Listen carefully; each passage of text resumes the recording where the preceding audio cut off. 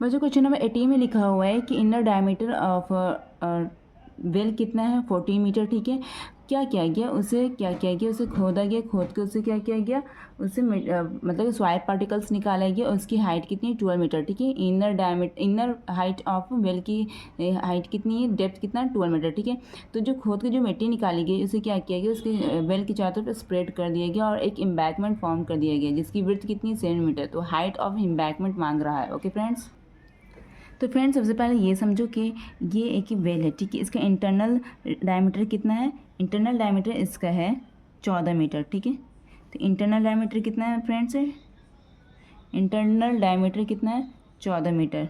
ठीक है, तो रेडियस कितना हो जाएगा फ्रेंड्स, रेडियस कितना हो जाएगा, इंटरनल रेडियस 7 मीटर। इतना समझ में आ गया। ठीक है, अब क्या किया गया, इससे जो मिट्टी खोद के क्या किया गया, इसके चारों तरफ इसके स्प्रेड कर दिया गया, चारों तरफ इसकी क्या कर स्प्रेड कर दिया गया, जिसकी थिकनेस क्या है 7 मीटर, इधर भी 7 मीटर।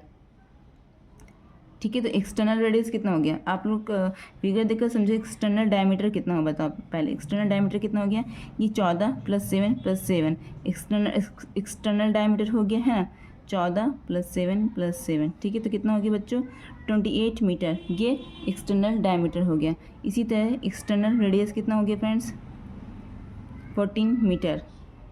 इतना समझ में आया फ्रेंड्स। ठीक है, देखो अब बताते हैं एम्बैंकमेंट की जो वॉल्यूम होगी वो कितनी होगी, एम्बैंकमेंट की जो वॉल्यूम होगी वो इनर वॉल्यूम ऑफ वेल के बराबर होगी। ओके फ्रेंड्स, तो फ्रेंड्स कहने का मतलब ये है कि वॉल्यूम ऑफ एम्बैंकमेंट जो होगी,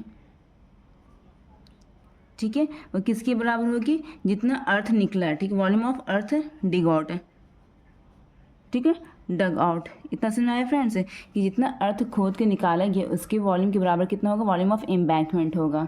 तो फ्रेंड्स ज़रा ध्यान समझो। ठीक है, volume earth of earth dug out कितना होना चाहिए, तो जैसे कि एक वेल है, जितना भी इसमें से मिट्टी निकाली गई, ये वॉल्यूम ऑफ अर्थ जितनी मिट्टी निकाली गई वो किसके बराबर होनी चाहिए, वो इंटरनल वॉल्यूम ऑफ वेल के बराबर होना चाहिए। तो यहाँ पे लिखना πr²h। ठीक है, तो इंटरनल वॉल्यूम के लिए इंटरनल रेडियस चाहिए एंड इंटरनल हाइट चाहिए। इतना समझ में आया आप लोगों को। ठीक है, वॉल्यूम ऑफ एम्बैंकमेंट कितना होना चाहिए, अब मैं आप लोगों को ये बताती हूँ।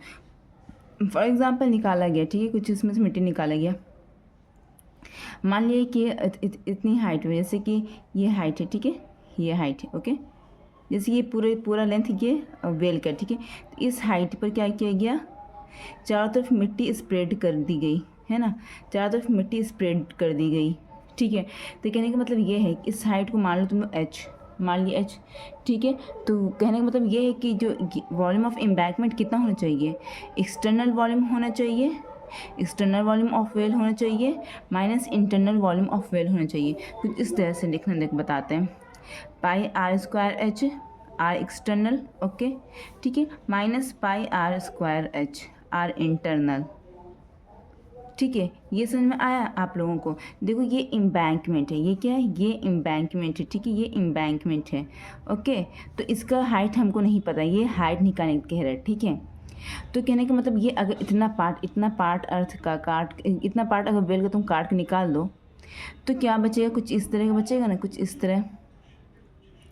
ठीक है, कुछ इस तरह बचेगा। ठीक है, वेल, तो क्या होता है कि एक्सटर्नल वॉल्यूम निकाल लेंगे हम, एक्सटर्नल वॉल्यूम ऑफ वेल निकालेंगे, फिर minus internal volume of well निकालेंगे। तो एक्सटर्नल वॉल्यूम में से अगर हम इंटरनल वॉल्यूम को हम घटा देंगे तो क्या बचेगा, ये पार्ट बच जाएगा ना, ये पार्ट ऑफ वेल बच जाएगा ना, और ये पार्ट ऑफ वेल क्या है, ये एम्बैंकमेंट है। ठीक है, और हाइट हमको नहीं पता, एम्बैंकमेंट की हाइट हमको नहीं पता है, तो कुछ इस तरह का होगा। ठीक है, πr external square H minus πr internal square H is equal to πr internal square H internal square H. क्यों, क्योंकि अर्थ का जो वॉल्यूम होगा वो किसके बराबर होगा, वो इंटरनल वॉल्यूम ऑफ वेल के बराबर होगा। ठीक है, एंड वॉल्यूम ऑफ एम्बैंकमेंट आप लोगों को यहाँ पर मैंने डिफाइन कर दिया। ठीक है, अब क्या करो, इसमें से ये दोनों में से पाई कॉमन निकालो, पाई कॉमन निकाल लिया तो R external square H minus I internal square H is equal to pi, तो इधर भी निकला हुआ है pi I internal square H internal. ठीक है, सामने सामने पाई कट जाता है, कट गया ना पाई।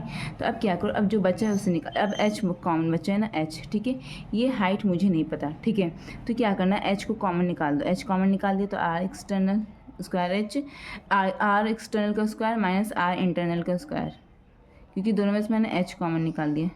ठीक है, ये समझ में आया इतना आप लोगों को बच्चों। ठीक है, तो अब इधर क्या बचा, इधर आर इंटरनल बचा है, स्क्वायर एच इंटरनल। समझ में आया ये? ठीक है, ये फिगर मैंने आप लोगों को समझाने के बताया था। आई होप कि आप लोग अच्छी तरह इसमें समझ गए होंगे कुछ।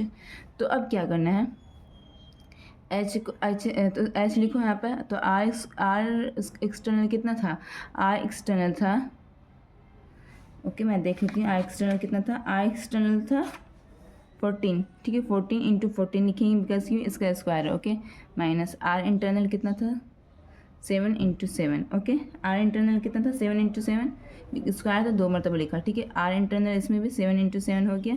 एच इंटरनल कितना था, 12, एच इंटरनल कितना था 12। ओके, ये समझ में आ गया बच्चों आप लोगों को। अब नेक्स्ट चलते हैं, एच 14 का इंटू 14 कितना होता है, 196 minus 7 into 7 49 is equal to 7 into 7 into 12। समझ में आया बच्चों इतना। ठीक है, अब क्या करना है, एच इंटू 196 में से 49 घटाओ। ठीक है, 7 हो गया। ओके, 8 में से 4 गया 4, और ये एक रह गया 147। ठीक है, 7 इंटू 7 इंटू 12। ठीक है, ये मल्टीप्लाई में एच इंटू 147 मल्टीप्लाई में इजिकल टू 7 इंटू 7 इंटू 12। ठीक है, इतना समझ में आया बच्चों आप लोगों को। ठीक है, अब क्या करेंगे, एच इधर अकेला रहेगा तो 147 किधर चला जाएगा, RHS में चला जाएगा। ठीक है, और किस रिलेशन में जाएगा, डिवाइड के रिलेशन में, क्यों, बिकॉज इधर मल्टीप्लाई है। तो एच इजिकल टू क्या हो जाएगा, 7 इंटू 7 इंटू 12 बाई 147। ठीक है, अब जो कटर काटो, 7 में 7 7 टू 14, 7 में 7 कट गया, 7 में 7 7 3 21 कट गया, 3 में 3 3 4 12 कट गया। तो एच कितना मैं निकला बच्चों, 4 मीटर। ठीक है, ये एच क्या है, ये हाइट ऑफ एम्बैंकमेंट है, हाइट ऑफ एम्बैंकमेंट। ठीक है, तो बच्चों मेरा ये आंसर आ गया। आई होप कि आप लोग समझा होगा इसे अच्छी तरह से। अब हम चलते हैं नेक्स्ट क्वेश्चन में। थैंक यू सो मच बच्चों।